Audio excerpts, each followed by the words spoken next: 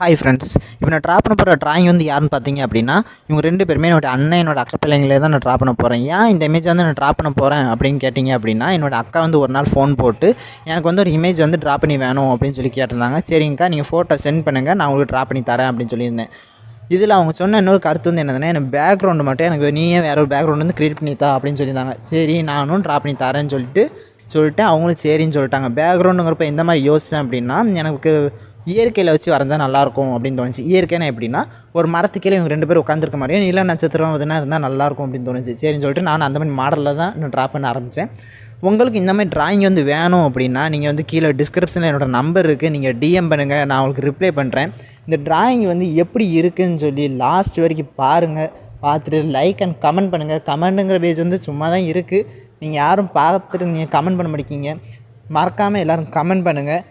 எல்லாருக்கும் நீங்கள் உங்கள் ஃப்ரெண்ட்ஸ் அண்ட் ஃபேமிலிஸ்க்கு யாருக்கா இந்த மாதிரி ட்ராயிங் வேணும் அப்படின்னா நீங்கள் ஷேர் பண்ணுங்கள். அண்ட் ஃபாலோ சப்ஸ்கிரைப் கண்டிப்பாக பண்ணுங்கள் அண்ட் சப்போர்ட் பண்ணுங்கள்.